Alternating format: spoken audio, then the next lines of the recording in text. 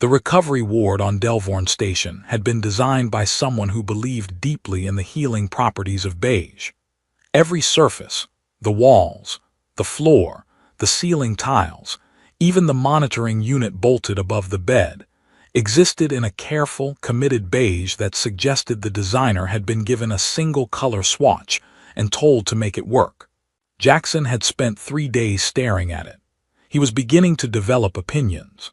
The station itself was a diplomatic installation orbiting the third moon of Velhari, built at considerable expense and with considerable political noise to serve as neutral ground between the Velhari sovereignty and the 7 systems of the compact. It had conference rooms with very good chairs, a cafeteria that served food from 11 different worlds with varying degrees of success, and a medical wing that smelled of antiseptic and institutional patients. Jackson had seen none of it beyond this room. He had arrived unconscious and had been here since, monitored by machines that beeped with what felt like personal judgment. He had expected to wake alone. Given the circumstances, alone had seemed not just likely but appropriate. A man in a bed in a beige room, accounting quietly for his decisions. He opened his eyes to the low morning light filtering through the narrow window and found, instead, that the universe had other ideas.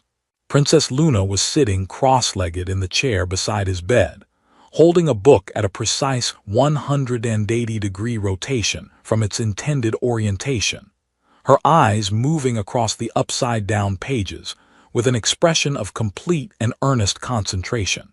She was perhaps 9 years old by Velhari reckoning, which translated to somewhere around 11 in compact standard, and she had her mother's golden brown complexion rendered instead in a soft, luminous blue that caught the morning light with quiet strangeness. Her ears, long, elegantly tapered in the Velhari manner, were tucked partly behind dark hair that had clearly escaped whatever arrangement it had started the morning in. She turned a page. She did not look up. At the window, Queen Sophia stood with her back to the room. She was watching the sky, or what served as sky through a station viewport, which was technically the gas-banded surface of Velhari 3, enormous and slow and amber-colored in the early light. Her posture was the posture of someone who had been there long enough to stop performing presence and had simply become it. She stood the way people stand when they are thinking about something they have not yet decided how to say. The light touched the edges of her, the line of her jaw, the curve of her shoulder, the long taper of one ear, and did not ask anything of her in return. Jackson lay still. He understood, in the particular way of a man who had spent 11 years doing careful work in uncertain rooms, that he was looking at something he was not supposed to have access to. Not a state secret, not a security vulnerability. Something quieter than that. A mother and her child in an unguarded moment occupying space as if it belonged to them, which in some fundamental sense he was realizing it did. He watched Luna turn another page of her upside-down book and felt something move in his chest that the monitoring unit above his bed immediately noticed, producing a small, officious beep. Luna looked up. She studied him for a moment with dark eyes that had the evaluating quality of someone running a calculation. Then she said, in perfectly accented compact standard, "Your heart rate just changed." "Yes," Jackson said. "The machine beeped. I noticed. It beeped like that 12 times last night while you were sleeping," she said, with the gravity of someone delivering forensic evidence. "I counted. I wrote it down." She held up a small notebook. He could see, even from the bed, that the entries were numbered and dated. "I'm conducting an independent assessment," she added by way of explanation.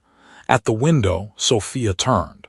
She had the face of a woman who had spent considerable time learning to be unreadable, and had largely succeeded, except that Jackson had been watching people for 11 years, and he could see, in the fraction of a second before her composure fully assembled itself, something that looked almost precisely like relief. It arrived and departed so quickly he might have doubted it, but the monitoring unit beeped again, which he felt was unhelpful. "You're awake," Sophia said. "Apparently," Jackson said. though I'm open to other interpretations. Luna looked between them with the bright, patient attention of a child who understood that adults were communicating in a register she wasn't fully cleared for, and who had decided to take detailed notes about it anyway. She uncapped her pen. She turned to a fresh page. Jackson looked at the ceiling. The ceiling was beige. It offered nothing. He decided he was not ready yet for whatever this morning was going to be. But the morning, it seemed, had already decided it was ready for him. Luna's notebook already had 6 entries by the time a medical unit arrived to run Jackson's morning diagnostics.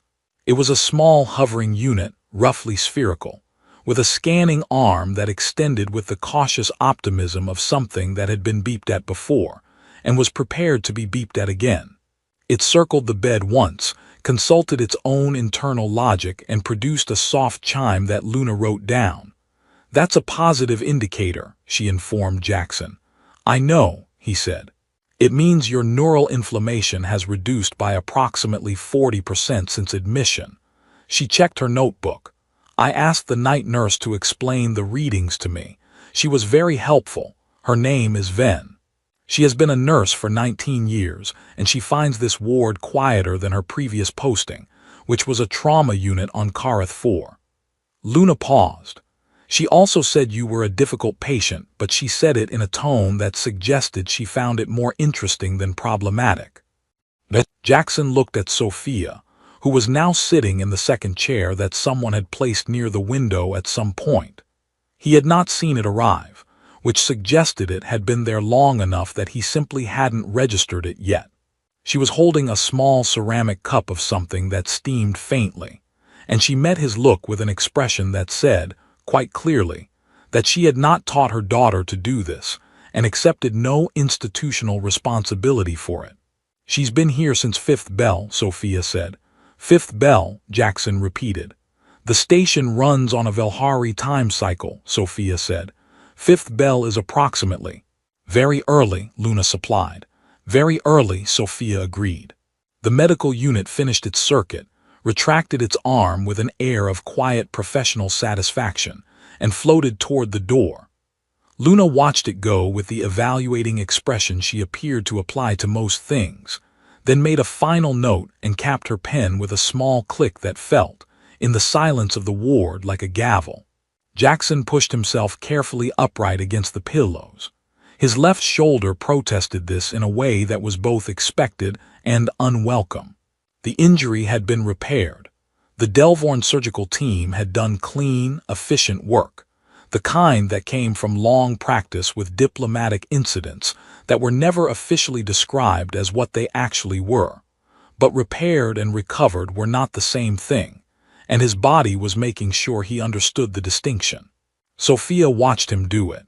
She did not offer to help, which he appreciated.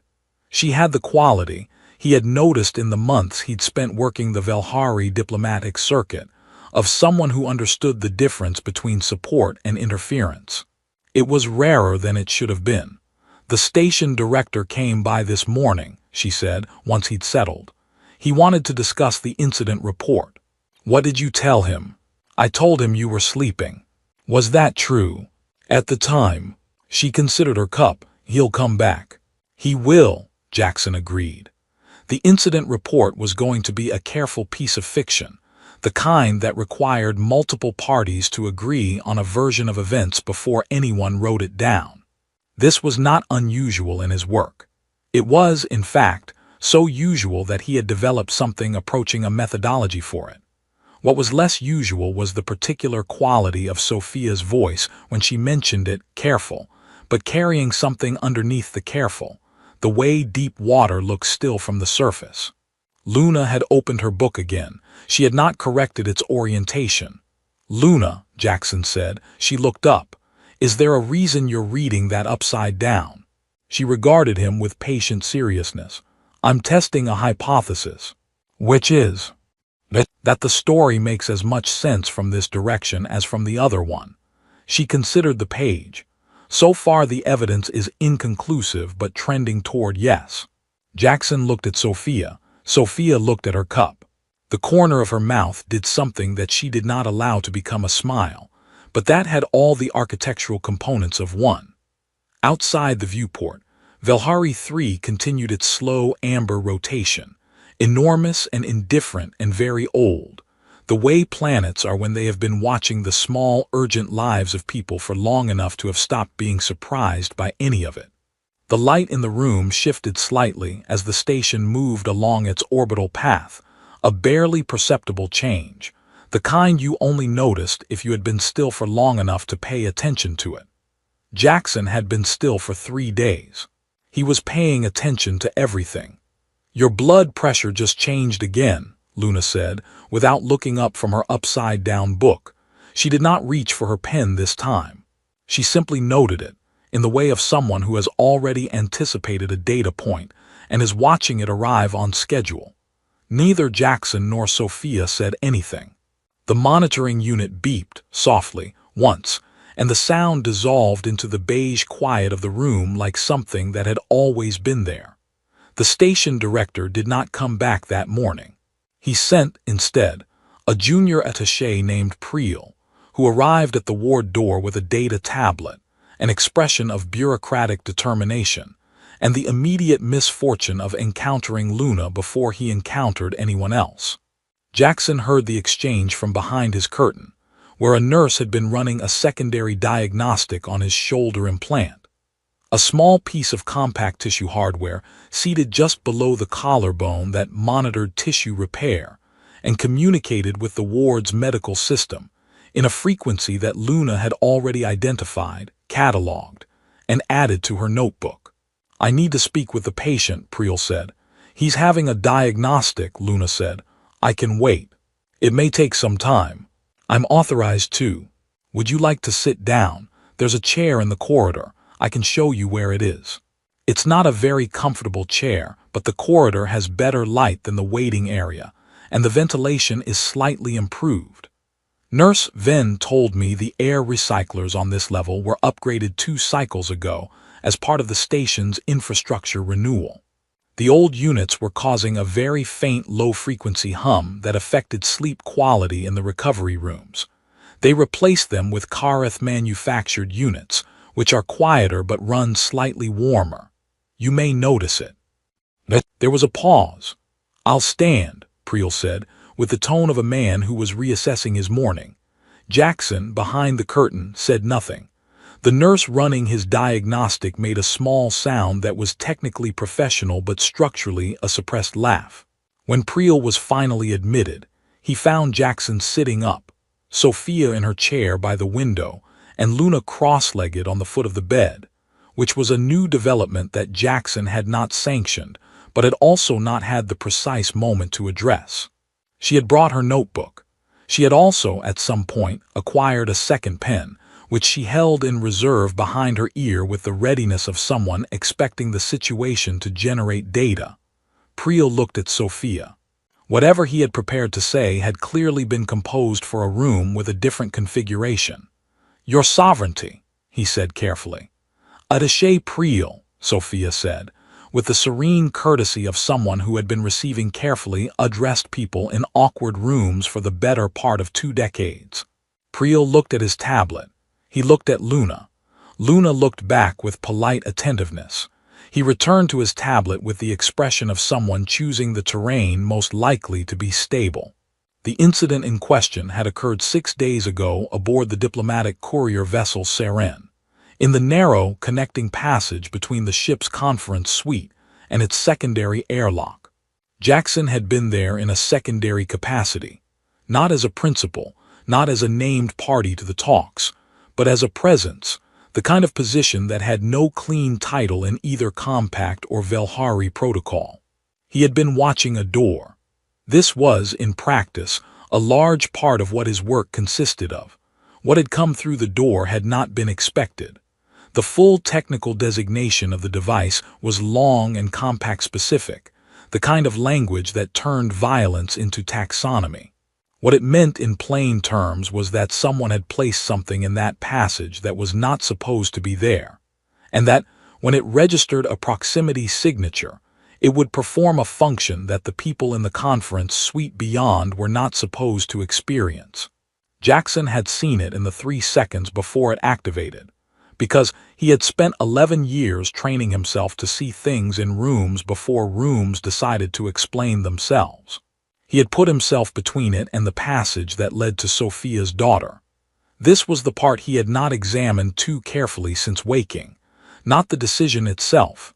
There had been no decision, not really, only a body moving before a mind caught up with it, but the direction of it.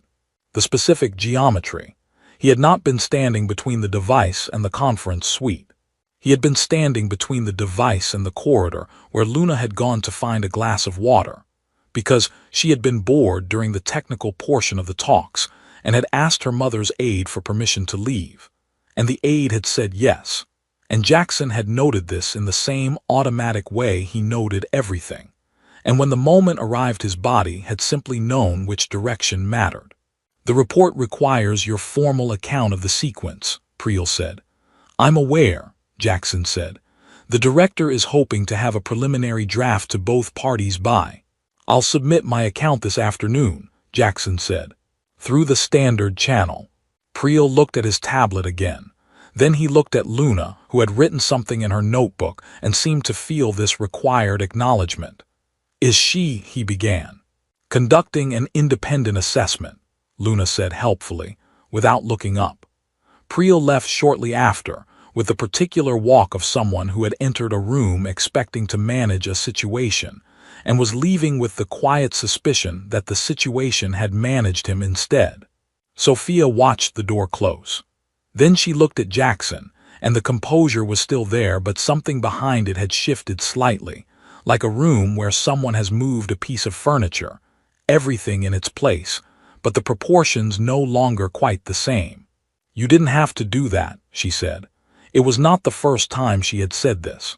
He knew it from her voice, the specific flatness of a sentence that had been rehearsed and had not gotten easier with repetition.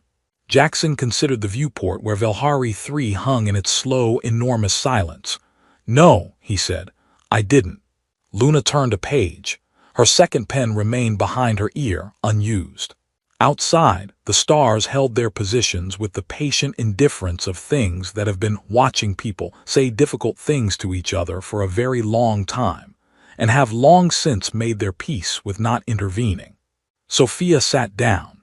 Jackson noticed this the way he noticed most things, quietly, without making it visible that he had noticed, filing it in the part of his attention that was always running, always cataloging the small significant details that other people moved through without registering. He had watched Sophia in 7 different rooms over the course of 8 months. Briefing rooms, conference suites, the formal receiving hall on Velhari's second orbital platform, where the light came through the high windows at an angle that seemed designed to make everyone present feel slightly judged. In all of them she had stood. At tables, at windows, at the edges of conversations that other people were sitting down to have. It was not restlessness. It was something more considered than that, the posture of a woman who had learned, at some point, that standing was a form of readiness, and that readiness was something she preferred not to surrender. She sat down now in the chair beside the window, and set her cup on the narrow ledge beside it, and folded her hands in her lap. And the quality of the room changed in a way that the monitoring unit did not beep at, but that Jackson felt with the same clarity. Luna looked up from her book. She looked at her mother. She looked at Jackson. She wrote something in her notebook, considered it, then added what appeared to be a small diagram. Jackson decided he did not need to know what the diagram represented. "The Seren investigation," Sophia said, "has been formally transferred to a joint oversight panel." "I heard," Jackson said, "this morning Priel mentioned it on his way out." "He wasn't supposed to mention it." "He mentioned it to the corridor," Jackson said. "I have good hearing." Sophia absorbed this. The panel includes 2 compact representatives and 2 sovereignty observers. They'll want to speak with you when you're cleared for formal questioning. "That's standard." "Yes," she looked at her hands. "The device has been identified. It was compact manufactured." The ward was very quiet for a moment. "That's not in the preliminary report," Jackson said. "It will be in the next one." He understood what she was not saying, understood it the way you understand the shape of something in the dark, by the edges of it rather than the thing itself. The device being compact manufactured did not mean the compact had placed it. It meant someone wanted the geometry of blame to point in a particular direction, which was a different thing, and considerably more complicated, and considerably more dangerous. Someone had put a compact tissue device on a Velhari diplomatic vessel during talks that both sides needed to succeed. Someone had wanted those talks to end in a specific kind of failure. "Luna," Jackson said. Luna looked up with the expression of someone who had been following the conversation very carefully and was prepared to demonstrate this. "How long have you been able to reach the shelf above this bed?" Luna looked at the shelf. The shelf was mounted at a height that had been calibrated for the average reach of a bedridden adult, which meant it was slightly too high for a child sitting cross-legged at the foot of the bed. On the shelf sat a small container of water, a compact tissue personal tablet, and a foil packet of something described on its label as a nutritional supplement, but which tasted, Jackson had discovered, like a political compromise between several different foods that had never previously wanted to be combined. "I can't reach it," Luna said. "I know," Jackson said. "That was the question." Luna considered this exchange with the expression of someone reevaluating a data point. She made a small addition to her notebook. Sophia looked at Jackson. There was something in her expression that had not been there before, or rather, something that had been there all along but behind a layer that was now, incrementally, becoming more transparent. It was not gratitude exactly. Gratitude was a simpler thing. This was more complicated, the kind of emotion that had other emotions underneath it, the way geological formations have other geological formations underneath them, and the whole structure had been there for a long time before anyone thought to look. "The aide who gave Luna permission to leave the conference suite," Jackson said, "has been reassigned," Sophia said quietly, "pending review." "Reassigned," Jackson repeated. "It was determined to be the appropriate initial measure." She paused. "He has been with the sovereignty staff for 4 years. His record was considered excellent." Another pause. "I wrote that record myself 2 years ago."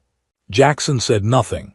There was nothing useful to say to that, and he had learned, over 11 years of careful work in uncertain rooms, that silence was frequently more honest than the alternatives.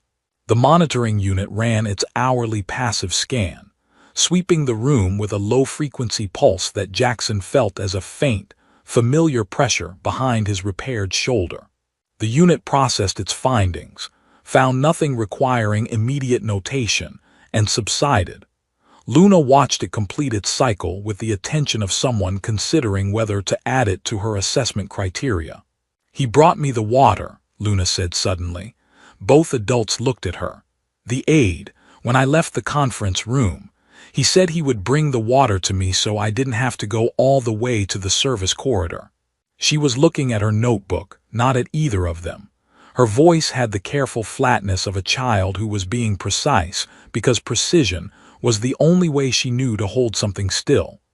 "I thought that was kind." The room held the weight of this for a long moment. "It was supposed to look kind," Jackson said, as gently as he knew how to say it. Luna nodded. She did not write anything down. She turned to a new page in her notebook, which was empty, and looked at it for a moment, and then closed the notebook and set it beside her on the bed. Outside the viewport, Velhari 3 moved through its slow, indifferent arc, and the light in the room shifted by a fraction, and nobody spoke, and the silence was the kind that doesn't ask to be filled. The afternoon brought a different quality of light through the viewport, and a food delivery unit that arrived at the door, with the punctual optimism of something that had never once been told its timing was poor. It was a low-profile cart, self-navigating, with a Delvorn station insignia on its side panel, and a small display screen on its front that cycled through what appeared to be encouraging messages about nutrition. The current message, as it entered the room, read, fueling recovery, one meal at a time. Luna read this aloud, considered it, and said it sounded like something a person would say if they had never personally experienced either fuel or recovery, but had read several documents about both. Jackson found he agreed. The cart deposited 3 covered trays on the bedside table with a small, satisfied chime and retreated.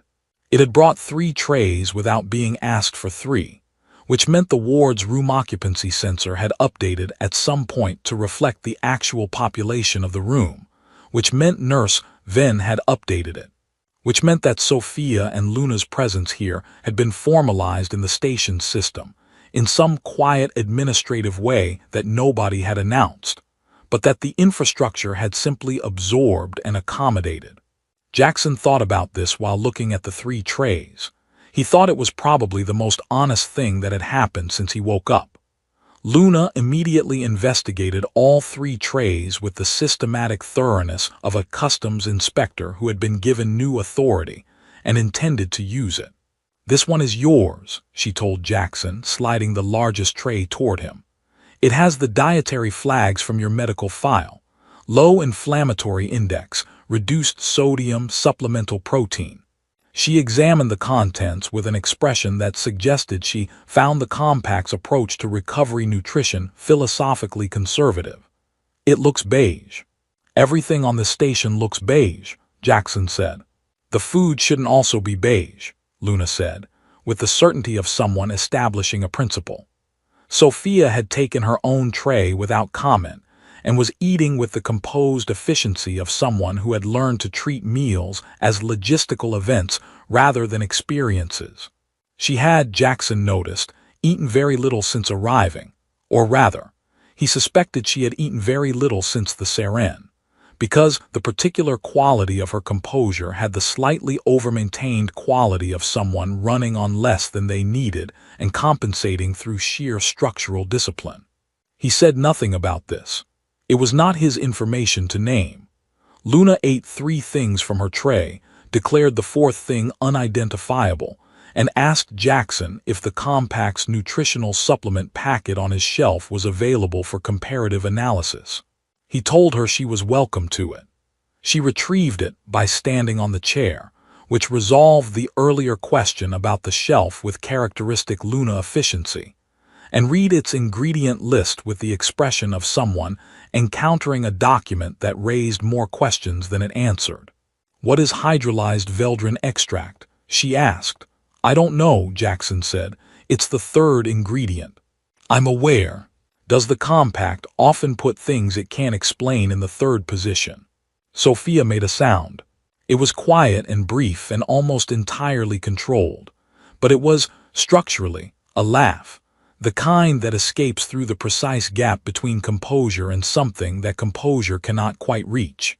She covered it by lifting her cup, but Luna had already looked up with the sharp, bright attention of a child who has successfully caused a parent to laugh when the parent was not planning to, which is one of the more specific and satisfying victories available to children. Luna set the supplement packet down. She picked up her notebook. She opened it to a fresh page and wrote something at the top, then drew a line beneath it with the deliberate formality of someone opening a new section. "I've completed the preliminary phase of my assessment," she announced. Jackson looked at Sophia. Sophia looked at her cup with the expression of someone who had learned that the correct response to Luna's announcements was a brief moment of preparation before engaging. "And," Jackson said, "the criteria were as follows," Luna said, consulting her notes with professional gravity. "First, response to unexpected information." She looked up. "When I told you your heart rate had changed, you didn't pretend it hadn't. You said yes." She returned to her notes. "This is considered positive. Most adults say something like 'I was just waking up' or 'the room is warm.'"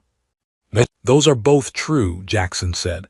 "They're also both beside the point," Luna said. "Second criterion, behavior under observation." She paused. "You knew I was watching you. You didn't perform." Some people, when they know a child is watching, become a different version of themselves. A simplified version. You didn't do that. Jackson said nothing. The monitoring unit ran a passive sweep and found, apparently, nothing worth reporting. Third criterion, Luna said, and here she paused for slightly longer, in a way that suggested the third criterion had required more consideration than the first two. The shelf. The shelf, Jackson repeated. You asked me if I could reach it, she said.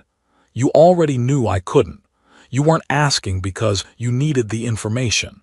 You were asking because you wanted me to think about something without having to say the thing directly. She closed her notebook. That is a skill, she said, that I am still developing. The room was quiet. Your overall assessment, Jackson said. Luna looked at him with dark eyes that had, behind their careful evaluation, something warmer than assessment. Something that had probably been there since Fifth Bell, since the upside-down book, since she had counted 12 beeps in the dark and written them all down in a numbered list, because it was the only way she knew to stay close to something she didn't yet have words for. Acceptable, she said. It landed in the room with the specific weight of a word that meant considerably more than it said. Jackson felt the monitoring unit's passive sweep pass through him, and thought that if it beeped now it would be difficult to explain to anyone, including himself. It did not beep. It simply completed its arc and returned to its housing, quiet and satisfied, as if it too had been waiting for the verdict and found it reasonable. The evening cycle on Delvorn Station announced itself not with darkness. The viewport simply shifted the ambient filter by 3 degrees toward the cooler end of the spectrum, a change so incremental that you only noticed it if you had been still long enough to watch for it. Jackson had been still for 6 days. He noticed everything now. Luna had fallen asleep. It had happened with the sudden completeness that children achieve one moment she had been cross-legged at the foot of the bed, adding a final annotation to her assessment with the focused energy of someone closing out a significant document. And then, between one breath and the next, she had listed sideways against Jackson's arm and was gone. The upside-down book was still in her lap. Her second pen had fallen to the blanket, where it rested with the peaceful uselessness of a tool whose shift had ended. Jackson did not move. Sophia watched this from her chair with an expression that was, for the first time since he had opened his eyes to find her at the window, entirely unguarded. The composure was still there. It was structural, he understood now, built into her at a depth that didn't switch off but the layer above it, the managed layer, the one that knew it was being observed and governed itself accordingly, had quietly gone off duty. What remained was something simpler. A mother watching her daughter sleep against the arm of a man she had spent 8 months being careful around, in a beige room on a diplomatic station orbiting a gas giant, at the end of a day that had required a great deal of everyone present. She'll deny falling asleep, Sophia said, quietly enough not to wake her. I know, Jackson said. She considers it a variable she failed to control for. She'll revise the methodology for next time. Sophia looked at him. You understand her very quickly. She's not difficult to understand, Jackson said. She's just precise. People mistake precision for complexity. The viewport showed the station's running lights beginning their evening cycle, small amber pulses along the outer ring. A navigation beacon on the upper array blinking its patient regulatory rhythm into the dark. Somewhere beyond the station's hull, the Joint Oversight Panel was presumably still in session, working through the careful fiction of the incident report with the methodical dedication of people who understood that the truth of a thing and the official account of a thing were 2 separate projects that occasionally overlapped. Jackson had submitted his account that afternoon through the standard channel, in the flat procedural language the channel required. It had said everything it needed to say and nothing it didn't. He had been writing those documents for 11 years. The panel will conclude by tomorrow morning, Sophia said. I expect so. The preliminary finding will attribute the device to a third-party actor, non-state. The compact manufacture designation will be noted as inconclusive pending further analysis. She paused. This is the version that allows the talks to resume. Is it accurate? It is accurate enough, she said, to be useful. The fuller version will take months to establish, possibly longer. She looked at Luna, who had shifted slightly in her sleep, pressing closer to Jackson's arm with the unconscious trust of someone who had assessed the situation and found it satisfactory even in the absence of wakefulness. By then the talks will either have produced something worth protecting or they won't. They will, Jackson said. Sophia looked at him. You sound certain. I've watched 7 rounds of these negotiations, he said. I know what talks look like when both sides are performing, and I know what they look like when both sides actually want the same thing. These are the second kind. They've been the second kind since the 3rd session. He paused. You already know this. Yes, she said. I do. A quieter pause. It helps to hear it said. Luna made a small sound in her sleep, not distress, just the ordinary noise of a mind continuing to process the day's considerable data intake, and settled again. The pen on the blanket rolled an inch and stopped.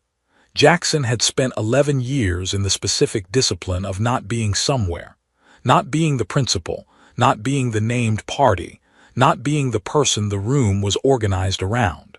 He had been good at it.